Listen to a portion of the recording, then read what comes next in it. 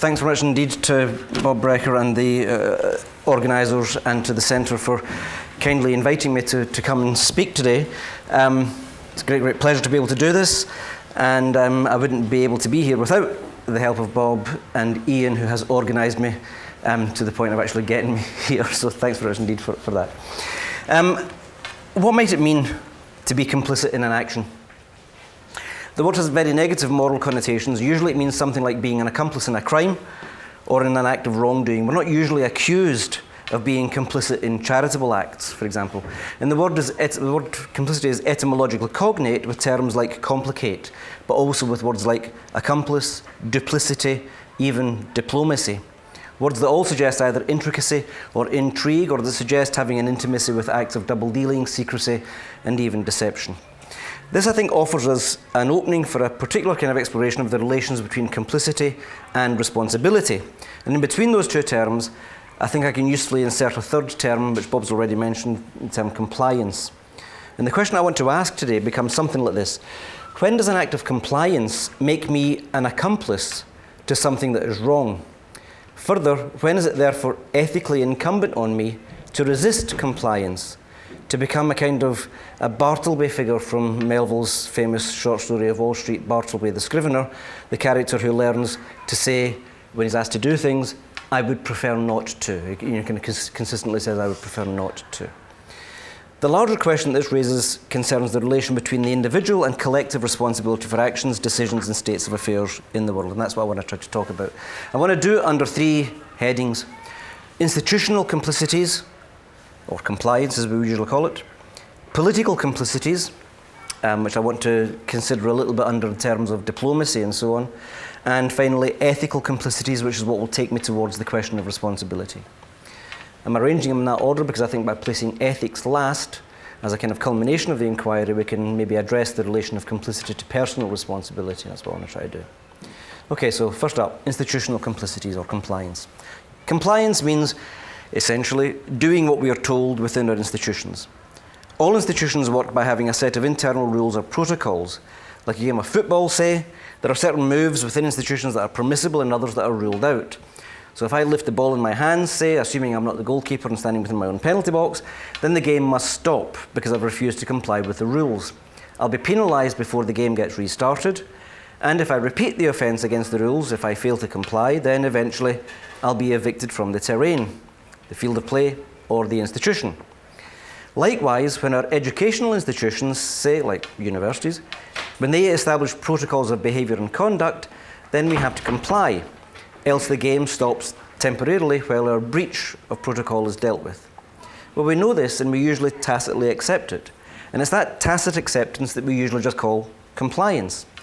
Everyday life, in fact, is organised through all sorts of anthropologically ritualised compliances. And at one deep level, that's simply the establishment of the bonds of trust and mutual confidence that allow our social order itself to function as it does. We'd not usually refer to such trust as an act marked by complicity unless we're of the view that our institution or our society, what our institution and society does, what it exists for, is essentially nefarious, criminal, or engaged in some kind of fundamental wrongdoing. So in institutional compliance, we're fundamentally agreeing not just with the ground rules of our institutions, we're also agreeing that they serve some good. And that's important. Compliance is never neutral. Rather, it's an acknowledgement that we subscribe to the institution's aims. It's constitutive of a mutual confidence or of a bond that relates us to the institution and relates the institution to a wider good that we wish to serve. Now, I want to come back to that question of the bond later on. The payment of tax, for example, would be one such form of compliance. It's the assertion of a bond for a social good, essentially. Well, the case of football that I gave there was not chosen innocently, of course. As we know, at least in one apocryphal story, in 1823, a young man called William Webb Ellis broke the rules. He got fed up with the idea of having to avoid hand contact with the ball. To him, it seemed abundantly clear that if the point of the game was to get the ball between the opposing team's goalposts, then just using the feet or the head was a wee bit of a hindrance. It seemed a bit daft. It hampered the activity, so he changed the rules, and he set up eventually a new regime, a new protocol, the game of rugby. The rules of the game, he thinks, must change. Now, given the parallel that I've made between the institution and society, I think it might be appropriate to extend this into a consideration of a particular institution, law. I'm going to talk a little bit about law. In his book, The Rule of Law, Tom Bingham, the former Chief Justice, Lord Chief Justice, Senior Law Lord in the UK, quoted Tony Blair from a press conference given on the 5th of August 2005 in the wake of the London 7/7 bombings. "Let no one be in any doubt," said Blair, "the rules of the game are changing." That's the little slippage I'm making between William Webb Ellis and the game of football and the game of politics. What has followed since 2005 is a series of new initiatives in anti-terrorist legislation. And it's not just the game that's changing here, it's the law itself. And it's caused many difficulties in many ways, perhaps not least in terms of how it's impacted upon universities and upon freedom of speech on campus. The question here is not just how have the rules changed, but also should we comply? Arthur Chaskelson, who had been a lawyer on the defence team in Nelson Mandela Rivonia trial, and who later became the Chief Justice in post-apartheid South Africa between 2001 and 2005, he pointed to the dilemma that the law faces when dealing with terrorism. Okay, so here's Arthur Chaskelson. "Terrorism," he writes, "treats people as objects which can be eliminated in pursuit of a cause considered to be of greater importance than the lives of those who are targeted. Seeks to achieve its ends through fear and terror, denying the humanity of its victims. It poses a threat to democracy and needs to be combated. Hence the dilemma. Terrorism uses means that the law has rejected, that the law will not and should not use. The question then is, how should law respond to terrorism consistently with its own values? How can this be done without undermining the foundations of a democratic legal system?" Well, in recent times, many governments have dealt with that dilemma essentially by making a determined choice to enact laws that may have the undesired effect of undermining democracy. That's to say, the laws that are brought in arise as if from an undeclared state of emergency and are not brought about by the usual routes of democratic discussion and the seeking of a mandate for those laws. Emergency legislation brings law into potential conflict with politics. It's as if two games are being played on the same field, and the political game wins over the legal game. However, the legal game then has to comply with, and indeed to realise in its compliance, to realise the rules of the political game, to enact and endorse those rules.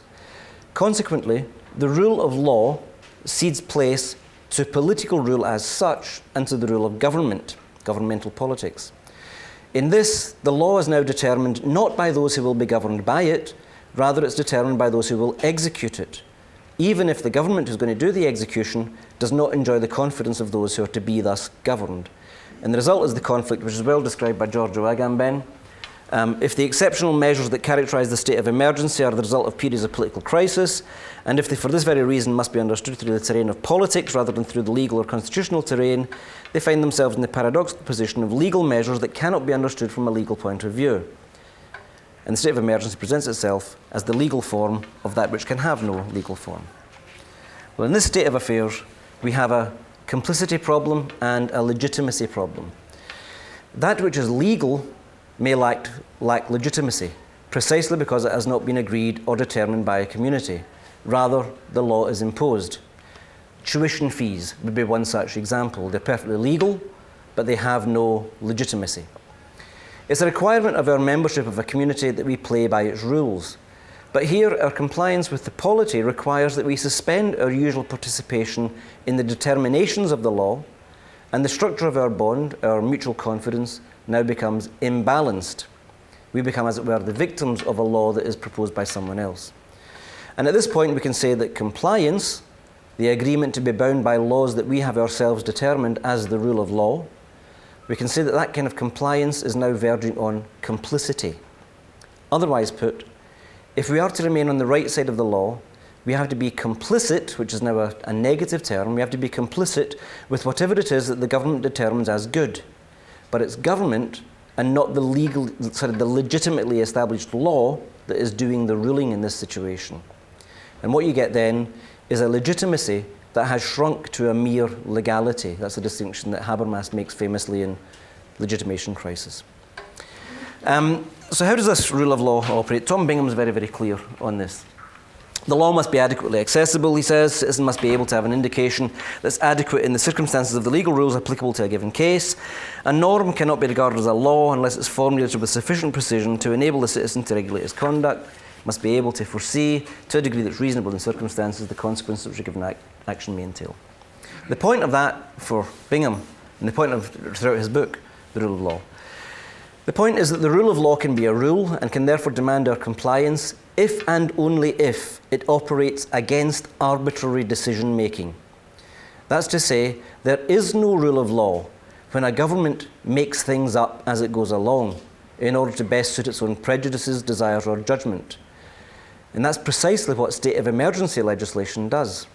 That form of lawmaking also necessarily therefore produces a democratic deficit. It is of necessity a law that's being imposed from above without waiting for legitimation through democratic government, argument, governance by discussion, as J.S. Mill and much later Amartya Sen call it. It's also therefore intrinsically given to corruption, because what happens is that you now have a law which is based on patronage. And that's exactly what we see also, not just within government, but also in the governance of all institutions. We now see that as the norm. It's no longer are you put into positions of power by, as it were, obeying the rules and obeying the law and upholding the law. You're put in positions of power based entirely on patronage. Are you, as Margaret Thatcher would famously have put it, are you one of us, is what the Vice-Chancellor would ask you. Are you one of us, is what the President of the company would ask you. So what might it mean to be complicit with the law of the land, when the law of the land is itself such that it might threaten the very bonds of democracy that it's supposed to protect? What do we do when legitimate democratically agreed rules shrink to this mere legalism imposed upon us from above? That's not just a moral question, what should I do? But it's also a structural question.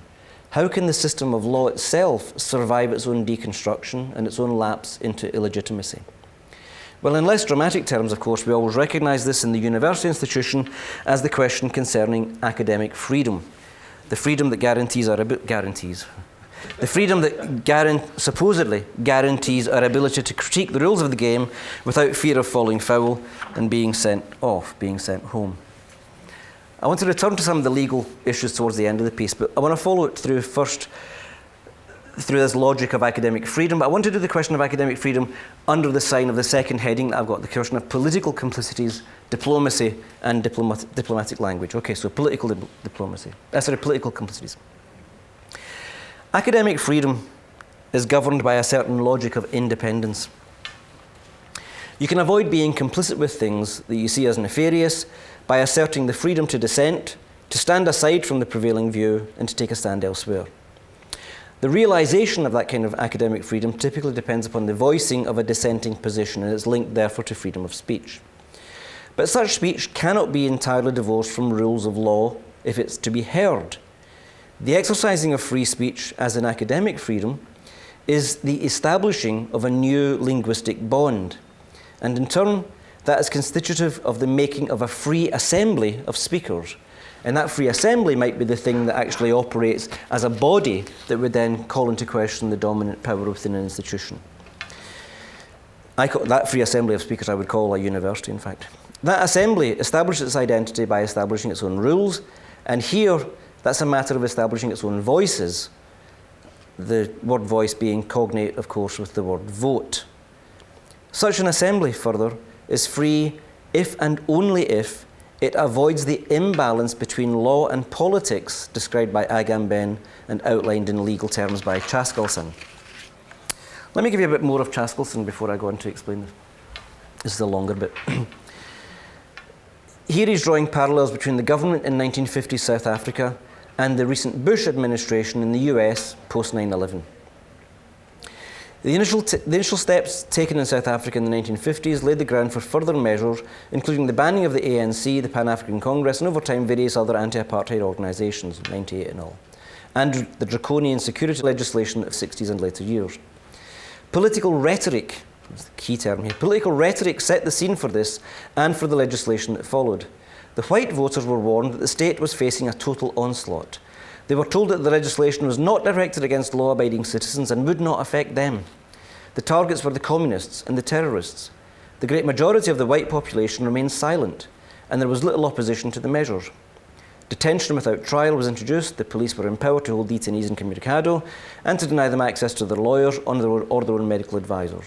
Initially, detention was for 90 days, then for 180 days, and then indefinitely. Courts were stripped of their jurisdiction to make habeas corpus orders in respect of detainees. The isolation of the detainees and the ousting of the jurisdiction of the courts led to torture and other abuses. Well, he goes on to analyse this as a linguistic matter, as an issue about who controls the language. It's that question of the political rhetoric. And it's you recognise this. You know, it's, what do you have to fear from surveillance? If you're innocent, you've got nothing to fear. So open your house to everybody, you know, if you're innocent. So he analyses this, though, as a linguistic matter, as an issue about control of the language. And he cites Mary Robinson, the former president of Ireland. Mary Robinson, who has drawn attention to an alternative language that has been developed in the post-9/11 era. That language which has led to the Orwellian euphemisms, the ones that he quotes are coercive interrogation, meaning torture, extraordinary rendition, meaning kidnapping, and so on. He goes on then Chaskelson goes on to criticise the UK legislation of 2006. That legislation criminalised, quote, the glorification of terrorism and indirect incitement, and goes on from that to say, if cases arise, the courts will no doubt give these words a meaning consistent with the underlying values of the law in this country, the UK. But legislation in such vague terms can have a chilling effect on the behaviour of people. It's presumably intended to do so, for governments find it far better for people to silence themselves than to prosecute them. And this, he says, stifles debate, which is part of the point, and has a corrosive effect on our society. Well, one way of dealing with the difficulties here is to suggest that I will avoid all forms of complicity with the existing social, political structures. I won't just pick up the ball in my hands, rather, I'll leave the field entirely. Like Bartleby, I'll simply say, I would prefer not to, or like a latter-day Voltaire, Candide, I shall leave the big picture, it's too complicated, and I'll go home and cultivate my garden, which I comfortably did for a year. Well, I didn't very comfortably do it. Big garden. On the 23rd of October 2013, the comedian Russell Brand, a contemporary Candide, I would say, guest edited the New Statesman. And that evening he was interviewed on BBC's Newsnight with Paxman. You'll probably remember it. The single most discussed bite from the interview, as also from the magazine, related to Brand's statement that not only had he himself never voted, but that no one else should either. The argument's well known to us. Don't vote, it only encourages them. And Brand's point is that to vote is to be complicit with precisely the system that is damaging and not supporting democracy. Parliamentary democracy is driven by and for the 1%, or so this argument goes, and to vote at all is to be complicit with a system that serves the 1% and damns the rest. So Brand, like Webb Ellis, says, not for me. But when pushed to offer the rules of a new game, he stalled. He's got the ball in his hands and doesn't know what to do with it. He rehearsed his assertion of the Bartle position, the negative liberty of I would prefer not to. It's clear that he doesn't yet have the rules of a new game, but he very quickly adds what's not to be done. Here's the things, he says, here's the things a new system shouldn't do. Shouldn't destroy the planet, shouldn't create massive economic disparity, shouldn't ignore the needs of the people. Terrific. His position, though not his argument, led him to deny any complicity with the system that causes those negative conditions. And this is a form of what I want to call radical independence. It's radical independence because it does not yet give a new rule of law, a new language, as it were, that will allow us to form an assembly, a free assembly. You would recognize this in religious terms as a form of Buddhism, that kind of extreme detachment from the world. You know, Nirvana has that kind of extreme detachment. But you'll all recognize it as scholars. It's what we call scholarly disinterestedness. It's what we call not putting the political cart before the horse, so to speak, not making our mind up before we do the research, not deciding what the impact is going to be before or not telling people what the impact is going to be before we know what it is we've done. But the assertion of this kind of radical independence yields its own paradox. The system that Brand wants to critique depends that neoliberal system that depends upon the atomization of the social, the reduction of the social to a series of transactions between discrete individuals whose only relation with each other is in trade. To stand aside from this, however, is to put oneself in precisely the position that neoliberal individualism wants you to be in. It's the Life of Brian paradox. You remember the great moment in the Life of Brian where Brian stands on the balcony and shouts to all the followers, you're all individuals. You think for yourself, you're all individuals, and they all shout back, yes, we're all individuals. And then one wee voice shouts up, I'm not. And it's that paradox of being the individual by not being the individual that is Brand's position. He attends to the weakness of the planet as it's being trashed, to the weakness of the poor as they suffer from increased inequality, and to the weakness of people who are fundamentally in need. It's a position that he himself will later describe as being grounded in a version of sentimental love that might be thought of as a specific kind of complicity, a fellow feeling of compassion. That's what I want to turn to now, but I won't use Brand anymore, I'll use Hannah Arendt. Hannah Arendt thinks of this in terms of pity. She says, pity, she writes, may be the perversion of compassion, but its alternative is solidarity. It's out of pity that men are attracted towards les hommes faibles, but it's out of solidarity that they establish deliberately and, as it were, dispassionately a community of interest with the oppressed and exploited. So the question is, how do we do that, especially in a world where politics and political institutions are themselves corrupt, which is what they now are. I'm going to skip a wee bit here, I think. I'm going to skip to an explanation, or a quick explanation of how they're corrupt. I was going to speak at great length about Tariq Ali, but I won't. Tariq Ali, however, exposes what's at stake in his recent discussion of the extreme centre, as he calls it. Our current political arrangements involve politicians who uphold a corporate power, he says, which they rubber stamp in government by clique. And this clique lives in what Ali calls a half-real, half-fake world of money, statistics and focus groups. Their contact with real people is minimal. They refuse to step down to talk to the people whose worlds they have destroyed. In power, they tend towards paranoia, treating any serious criticism as disloyalty. And the diagnosis is bleak in what he calls this symbiosis between power and money, a symbiosis that's been analysed elsewhere in economic terms by Joe Stiglitz and various others.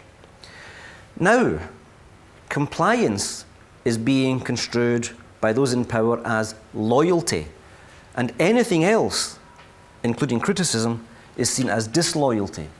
In our institutions, it's known as loyalty to the brand.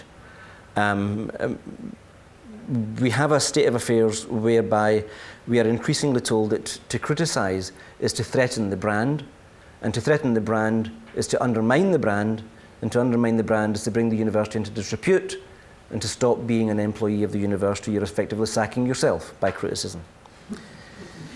So criticism is now seen as disloyalty, and it must therefore be erased, and the voice of criticism goes unheard or is left talking to itself. A brief bit on the corruption of politics here, but going back to Aristotle. Aristotle had long since analysed the kind of corruption of political conditions that leads to the perversion of the rule of law. He quite liked the idea of monarchy, but he saw that it could easily degenerate into tyranny. And the difference between monarchy and tyranny for Aristotle was that a king considers his people first, whereas a tyrant is he who acts primarily in his own personal interests. He gives a second degeneration, the degeneration of aristocracy into timocracy. Timocracy being a word that's not so familiar these days, but it means people who have property are people who've got the vote. We understand it as a 19th century democracy here. So aristocracy can easily descend into timocracy. A degeneration that is, I think I've got this here, yeah. A degeneration that is due to the corruption of ministers who distribute the resources of the state without regard to merit and keep all or most of the benefits for themselves, and confine public appointments to the same persons because they pay most regard to wealth. And the result of this is that bad men hold power, he writes. The assertion of radical independence, the Brand version of radical independence, made in the interest of avoiding complicity with these corruptions, is, however, paradoxically what permits the corruption to happen. And it does so because it has no strategy of solidarity, the kind of solidarity that Hannah Arendt wants us to have. And it's language that's at the heart of all of this, voices being votes. Political complicities have traditionally depended upon alliances, affiliations, and solidarities, but increasingly these are now grounded in exclusions rather than inclusions. Hugo Young's biography of Thatcher, as I said already, drew attention from its very title to how the politics of 1980s neoliberalism worked. Her key question was, is he one of us? It reaches its zenith in George W. Bush's assertion after 9/11 that if you're not with us, you're against us. In both these cases, there can be no more ground for debate or dialogue. You either signed up to the project, the war on terror so-called, or you did not. You were either therefore compliant, and I would now say complicit with the project, or you were an enemy of the project. So this is the new form that we have of class solidarity. It's called loyalty to the brand, as it were, in our institutions. Crucially, it's based entirely on what I'm now calling complicity and not compliance. It's based upon legality, which now means the politicization of the rule of law, and it's not based upon legitimacy, which means the democratic realization of laws. There's no longer any room for debate or dialogue or contestation of views. That's to say now, the lawgiver, the tyrant, requires total adherence to the law, but to a law that's determined by them and for their interests. So these political complicities are now, in effect, it seems to me, based upon regimes of language. To exert a material influence, one has to speak the dominant language of the tribe. One has to echo the word, as it were. If we were Christians, that's what you might call it. We have to echo the language of one of us, or the language of the war on terror, the language that we are all very familiar with in our daily work, the language of business, entrepreneurship, leadership, best practice, targets, benchmarks, excellence, world-leading this and that, content providers, customer-facing provision, vision statements, strategies, and all the rest of the gobbledygook and contemporary jargon of management and of performance and improvement. I'm not going to labour on that because I've argued about it elsewhere. Managerialist fundamentalism, as I call it, now determines what can be said and thought. And the logic is that if your voice is to be heard, if your vote's to count, then you have to become the dummy sitting on the manager of ventriloquist's knee. You become the monkey, channeling the voice and realising the will of the boss or the monkey grinder. And what this means is quite simply that patronage is the new rule of law. In that state of affairs, the dissenting voice is seen as intrinsically illegitimate. It must therefore be silenced precisely because it doesn't speak the dominant language. It's like listening to Martians speaking, as it were. And this is tantamount to saying that protest is criminalized. We've seen this exemplified throughout our societies. In the university, it means that the dissenting voice must be disciplined. You can speak all right, but you'll lose your job. Critique is thus discarded. You can protest, if you like, but pretty soon we'll have the cops on campus, CS spraying you and tasering you and so on. Well, the riposte to Brand's form of radical independence came almost a full year later, on the 18th September 2014, the referendum on Scottish independence. Perhaps the single most important thing about that vote was the turnout. 85% of the eligible electorate voted. And as most people noted, or most people knew what the vote was about, it was a vote not just about nationalism.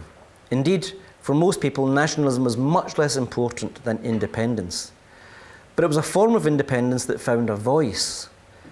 It meant a refusal to comply with what was characterised as the Westminster elite, with their austerity, their certainties based on tinkering with neoliberal ideas that were all markets, were all enterprise, were all businesses and so on. That vote was about changing the language. It was about revitalising the possibility of legitimacy in our politics. It was opening the language to possibility. And that takes me to the third thing I want to talk about, collective responsibility, this subject of my final section. Can I have another 10 minutes? Yeah, am I doing okay for time? Or? Yeah, you've got 20 minutes left. Get 20 minutes, all right. Blimey. I might just fizzle out. Okay, ethical complicities. This is the bit I'm moving towards responsibility. Complicity, considered now in these kind of linguistic terms, is established through reducing the lexicon. It leads to the assertion that the existing conditions in which we live constitute something called reality. And the people who are in control of reality, the people who know what reality is, are, for example, governments or governors, or in our case, vice-chancellors. These are the people who are in possession of the facts. Well, they are. This rests on the assumption that the existing dominant language captures and represents that reality perfectly. And it follows that any other language, like that of Scottish independence, say, is inherently idealistic, or, as it's usually simply said, unrealistic. In my own arguments in my own institution, I'm constantly being told by people in power, you're a great idealist, Thomas, but you just need to be realistic. It's not realistic that we will be able to abolish tuition fees, for example. You think, well, why not? And when you press why not, you get the answer, because that's reality. You say, well, yeah, but can we maybe change that? No, because that's reality. As Roberto Mangabeira Unger has argued, being realistic essentially means accepting the world as it currently is. It's an endorsement of Tina, our old friend, There Is No Alternative, and we're asked now to be complicit with Tina. Tina requires a political endorsement of things as they are. And that's complicity with stasis, so to speak. But interestingly, stasis in Greek now just means a bus stop. In ancient Greek, it meant civil war. And for those of us who've stood at Greek bus stops, you know, you can see the transition. Civil war means, as you know, massive internal dissent where the boundaries of the state are not themselves threatened, but massive internal dissent. We could maybe revitalise that idea of stasis.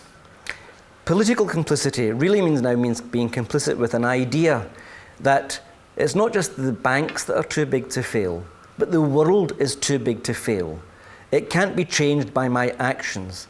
And thus I become complicit with the refusal to accept responsibility for trying to change a bad situation. This is a position that abnegates responsibility through quietism, which is the political correlative of silence. That silence that so many of our colleagues sit under.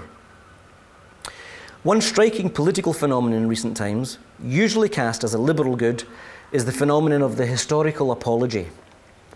Being unable or unwilling to address contemporary problems, we find ourselves apologising for past bad acts, and we distance our present selves and constitutions from them.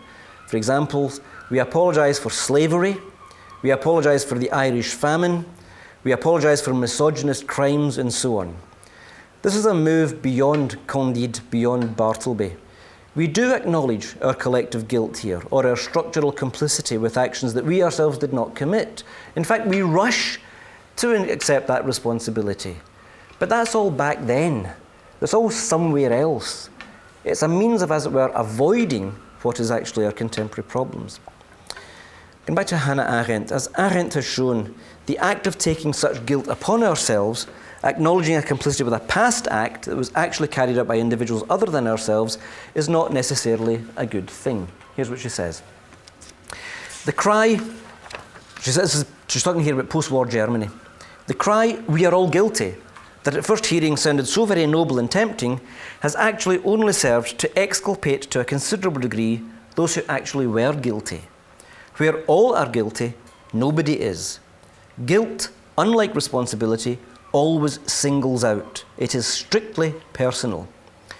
In fact, she goes further to claim that in our case of collective guilt feelings, it would mean that the cry, "we are all guilty," is actually a declaration of solidarity with the wrongdoers. She pushes it to that logical extreme. And that has to be taken, it seems to me, extremely seriously. So the bond that we make with the past in this way is actually a means of avoiding our bonds with the present.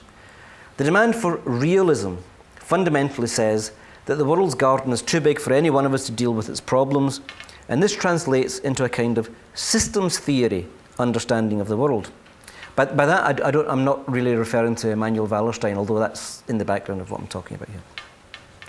Thus it is that a banker, say, escapes jail by saying it was the system's fault. Thus it is that corporates and institutions likewise try to escape censure. Thus it is also, to allude to a contemporary instance, thus it is that the death of Stephen Grimm in Imperial College London for his apparent failure to do what was needed to be done to secure sufficient research funding, that death is nobody's fault. It is something that requires us to look at the system of performance management within the institution. Nobody accepts the blame for that. It's the system's fault. That's what I mean when I'm talking about the system failure. When wrongdoing is exposed, no individual is ever called to account. It's only the system itself. And that's akin, it seems to me, to a very crude version of Marxism. When Marxism tells us that some entity, an abstract entity called history with a capital H, is where we must go for understanding of any eventual wrongdoing, then it too, it seems to me, is falling into precisely the same problem. Arendt is clear, however. Unlike responsibility, guilt is that which singles out the individual from any collective, and that returns us to the court of law. And she points out that in a courtroom, there is no system on trial, no history or historical trend, no ism, anti-Semitism for instance, but a person.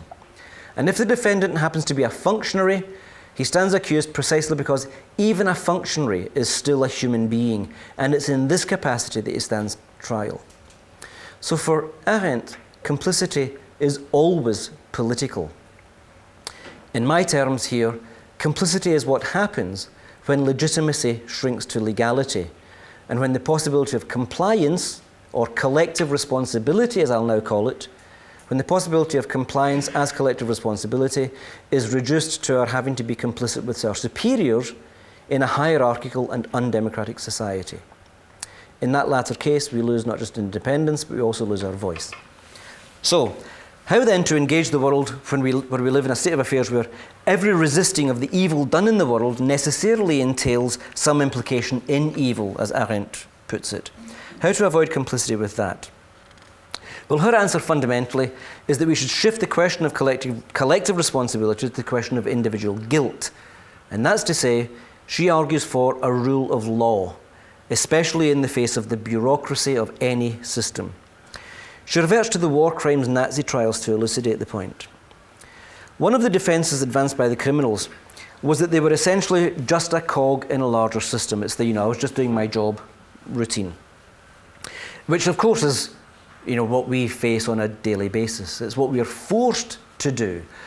In my own institution, I was once referred to not as Professor of English and Comparative Literature, I was referred to as the professorial function in the English department. That was the way in which the then head of HR referred to the professorial function in the HR, in the English department. Each cog, she writes, that is, each person must be expendable without changing the system, and that's the assumption underlying all bureaucracies. And from this it follows that the question of the personal responsibility of those who run the whole affair becomes a marginal issue. Here, she says, it is indeed true what all the defendants in the post-war trials said to excuse themselves. If I had not done it, somebody else could and would have.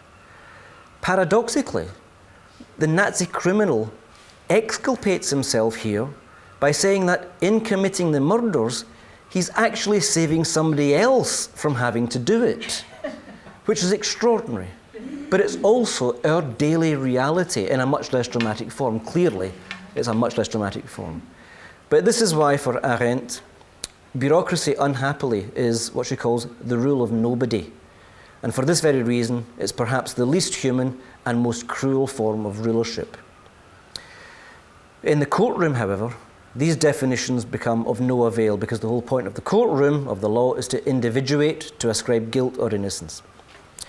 She too, like Russell Brand, or rather, not very like him, in a different way, she considers non-participation, especially in the light of this paradoxical mode of self-defense for the bureaucratic Nazi criminal. It may be the case, she says, that individuals elect to be free from politics, to take no part in its workings. This, which is unknown, she says, to the ancient world, this is carried to a logical extreme in totalitarianism. She makes a distinction here between dictatorship and totalitarianism. And she says that non-participation might be politically positive under a dictatorship, because what if everyone refuses to comply with the will of a dictator? She says, however, that it's no use in totalitarian societies. And the difference is that in totalitarian societies, the dominant language permeates every aspect of life such that no other language, thought, or mode of life is possible. This is why, Brand's response is a response to life under dictatorship. But that's not where we are anymore. We're living, it seems to me, in this kind of totalitarian society, one where the dominant language, essentially of business, permeates every aspect of life such that no other language, thought, or mode of life is possible. There can be no private realm, no Voltaire garden, no Candide garden into which you might withdraw. Totalitarian society, as distinguished from totalitarian government, is monolithic, Arendt writes. All public manifestations, cultural, artistic or learned, and all organisations, welfare and social services, even sports and entertainment, are coordinated. There is no office, and indeed no job of any public significance, from advertising agencies to the judiciary, from play acting to sports journalism, from primary and secondary schooling to the universities and learning societies, in which an unequivocal acceptance of the ruling principles is not demanded. And this, I think, is what we can see in our own societies. It's surely the case, as André Gortz and Pierre Lévy have both argued, that the norms of neoliberal capital have subsumed everything in our time. It's difficult to get an audience for any view that contests the idea that everything is a business, that everything is commerce, that even the very self is an entrepreneurial project. Students are encouraged to see the very core of themselves as being an entrepreneurial project for self-advancement and so on. Here is André Gortz. Such at least is the neoliberal vision of the future of work. The abolition of salaried employment, which we're seeing, generalised self-entrepreneurship, the subsumption of the whole person and the whole of life by capital, with which everyone identifies entirely. And in this state of affairs, everything becomes a commodity. Selling oneself extends to all aspects of life. Everything is measured in money. If this is the case, then whoever participates in public life at all, regardless of party membership in the elite formations of the regime, is implicated in one way or another in the deeds of the regime as a whole. That's Hannah Arendt. So collaboration, or complicity with such regimes, is often described as the lesser of two evils. People say it's better to be, as it were, on the inside of the tent where you can actually change things, rather than remaining on the outside of the tent critiquing things. And managers will say, I'd rather have this person on the inside pissing out than on the outside pissing in. In my own view, if you're doing that, it's kind of better if you are on the inside, because then you don't need to piss out. You can get to the centre of power, as it were, in those cases. Politically, says Arendt, you might say that you're engaged in the lesser of two evils here. But politically, the weakness of the argument has always been that those who choose the lesser evil forget very quickly that they chose evil. And that's why I think the question of complicity is, in the final analysis, a question of ethics and of personal responsibility. And it brings me to my final point, which relates to a logic of incrementalism. Those incremental, small changes in our institutions, our laws, and our politics, in short, in our innermost conditions of living and of selfhood. In this, and we'll all recognise this, I think, from our institutional university contexts, what happens is that we are faced with a series of small and niggling changes. None of these is in itself very significant. Certainly, none of them is worth going to the wall over. In the jargon, we are told we should choose our fights. Yet, what happens if we comply with all these small changes? Hannah Arendt tells us, and she gives us an extremely salutary warning. Acceptance of lesser evils, she says, is consciously used in conditioning the government officials as well as the population at large to the acceptance of evil as such. In our cases, what happens is we sigh, we get used to it, but over time we wonder, how did we get here from there? Here is the salutary example she gives. To give but one among many examples, the extermination of Jews was preceded by a very gradual sequence of anti-Jewish measures, each of which was accepted with the argument that refusal to cooperate would make things worse, until a stage was reached where nothing worse could possibly have happened. I'm going to conclude from this. But I'm going to labour this point a wee bit further, actually. It seems to me important to labour this point a wee bit further. Within our own institutions, as I say, we're often told to choose our fights. Don't fight this one because it's not big enough. But ask yourself, those of you who are as old as I am, ask yourself, if 20 years ago, all the changes that we've now had over the past 20 years were brought in at once, would we have dreamt of accepting them? And the answer is no. No way. And it's the way that the way that it's imposed on us is by getting us, as it were, these little niggling. It kind of irritates you that you've got to fill out this other form. Here's another form you've got to fill out. Here's a form that says how you're going to go to the bathroom. Yeah, I'll fill that one out as well. I'll talk about my performance there and how it's going to make money and so on. It's a bit of a nuisance, but what the hell? We just go through. Well, actually, no. There comes a point where you don't just say, I would prefer not to. You say, no, it seems to me. And it seems to me now, and this is my conclusion, there can be only one conclusion to draw from all of this, and it lies in the word responsibility and resistance. Each small change, be it institutional, political, or ethical, must be seen and considered in terms of a larger ideological picture, and its direction of travel needs to be analysed and, where necessary, resisted. We resist by speaking out. But that speaking out must be to our enemies as much as to our friends, and it's otherwise known as argument and persuasion. More important than that, though, it can't be an argument in the terms of our enemies. What we have to do, it seems to me, is to find a different kind of language, a language that is not subsumed by the totalitarian discourses that govern our regimes. Our primary responsibility, further, is not to the guilt and crimes of the past, but rather to the possibilities of the future, to the inventions, therefore, of new languages. That doesn't mean we forget the past, but rather we see it too in terms of that much larger ideological picture. In Remnants of Auschwitz, Agamben follows Arendt very closely, as he does. He always follows Agamben and Benjamin extraordinarily closely. And he writes there that in every age, the gesture of assuming a juridical responsibility when one is innocent has been considered noble, the Spartacus moment. I'm Spartacus. The assumption of political and moral responsibility without the assumption of the corresponding legal consequences, on the other hand, has always characterized the arrogance of the mighty. And he gives Mussolini as one such example. Today, he argues, the contrite assumption of moral responsibility is invoked at every occasion as an exemption from the responsibilities demanded by law. What that means is that individuals who are guilty of criminal behaviour apologise not for crimes, but for something called errors, mistakes, personal shortcomings, moral shortcomings. They should be facing the force of law as individuals in court, but, quote, the tacit assumption of moral guilt attempts to compensate for legal guilt. You and I might commit a crime. The boss, however, says, I did something foolish. I've been an idiot. You and I go to jail. The boss goes onto a TV confessional show and becomes a celebrity. And a celebrity who's valued because she or he is facing up to themselves, facing up to their moral shortcomings. They should be in jail.